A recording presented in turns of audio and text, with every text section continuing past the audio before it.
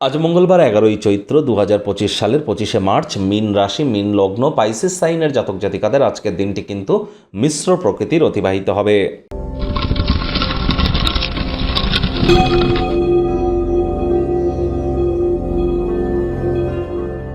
ভিডিওটির শুরুতেই আপনাদের সকলকে রাজযোগ চ্যানেলের তরফ থেকে পাপমোচনী একাদশীর হার্দিক শুভেচ্ছা ও অভিনন্দন রইল।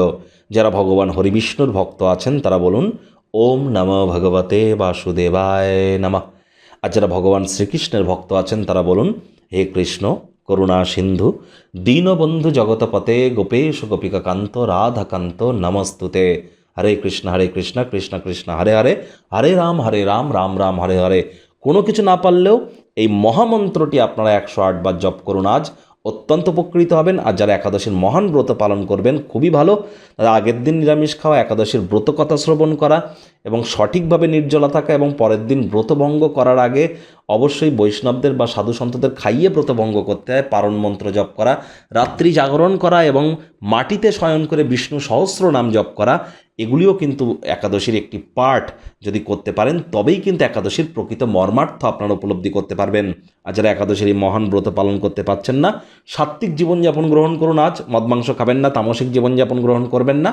ভাগ্য মিটার আজ আপনাদের বলছে 5 আউট অফ 10, ভাগ্য আপনাদের অনুকূলেই থাকবে। তাহলে দিনটি চড়াই উতরাইয়ের মধ্য দিয়েই অতিবাহিত হবে। দেখুন, কোনো নেগেটিভ বা নেতিবাচক কথাবার্তা বলতে আমাদেরও ভালো লাগে না, তবে গ্রহ নক্ষত্রের হেরফের অনুযায়ী ইন জেনারেল ডেলি প্রেডিকশন আমরা প্রস্তুত করে থাকি। যাদের চন্দ্র রাশি মীন এই গণনা তাদেরই কিন্তু অধিকাংশ ক্ষেত্রে খাটবে। সম্পর্কের ক্ষেত্রে এবং কর্মজাগতিক ক্ষেত্রে আপনাদেরকে একটু সাবধানতা অবলম্বন করে চলতে হবে। আর মাত্র কয়েকদিন পর 29শে মার্চ থেকে কিন্তু 7.5 আপনাদের দ্বিতীয় চরণ শুরু হয়ে যাবে এবং শনি রাহুর বিষযোগও তৈরি হবে। তাহলে অবশ্যই প্রিকশন আগে থেকেই নেওয়ার চেষ্টা করুন। আজ কায়িক পরিশ্রম হলেও শরীর মনে সতেজতা এবং তরতাজাই আপনারা অনুভব করবেন। ব্যস্ত সময়সূচি থাকা সত্ত্বেও আরাম করবার জন্য যথেষ্ট পরিমাণে সময় আপনারা পেয়ে যাবেন। আর্থিক সুযোগ সুবিধা অর্জন করার সুযোগও আপনারা পাবেন এবং ভালোই অর্থ উপার্জন করবেন। তবে আপনার আগ্রাসী প্রকৃতির কারণে প্রত্যাশামাফিক অর্থ হয়তো আপনারা উপার্জন করতে পারবেন না। নতুন উদ্যোগ পরিকল্পনার পাশাপাশি নতুন নির্মাণ কার্যকে আজ পিছিয়ে দিন। চাকরিজীবী যারা আছেন তাদের অফিসে কম কথা বলে কাজ বেশি করতে হবে, মনের থেকে মস্তিষ্ককে বেশি দাম দিতে হবে।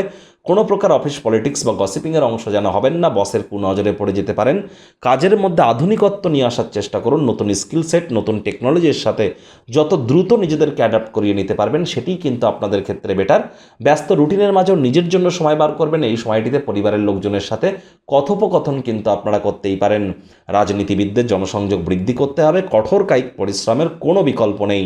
শিক্ষার্থী বিদ্যার্থীদের পড়াশোনায় মনোযোগ বৃদ্ধি করতে হবে। উচ্চশিক্ষার জন্য যারা বিদেশ যাত্রার কথা ভাবছিলেন, ভাগ্যদেবীও আজ আপনাদের পক্ষে নেই। সন্তান সন্ততি থেকে থাকলে তাদের দিকে কঠোর সজাগ দৃষ্টি বজায় রাখুন। হাউস ওয়াইফ যারা আছেন দিনের শুরুটা তাড়াতাড়ি করুন। প্রেমিক প্রেমিকা, স্বামী স্ত্রী, ভালোবাসার মানুষের চরিত্র নিয়ে সন্দেহবাতিক যেন হবেন না। ডমিনেটিং নেচারের হলেই কিন্তু ক্ষতি। শত্রুপক্ষ বিরোধী পক্ষ খুব একটি শক্তিশালী থাকছে না। পরিবার পরিজনেরা আপনার অতিরিক্ত উদারতার সুযোগ নিচ্ছে না, তো এ বিষয়ে আপনাদেরকে নজর রাখতে হবে। আপনার চারপাশের মানুষজন, পরিবারের লোকজন হয়তো আপনার সমস্যা, দুঃখ, কষ্টকে বুঝতে চাইবে না। তবে এ সময় আত্মকরুণায় নিমজ্জিত না হয়ে বরং এ থেকে শিক্ষা গ্রহণ করে ভবিষ্যৎ জীবনকে মহিমান্বিত করুন।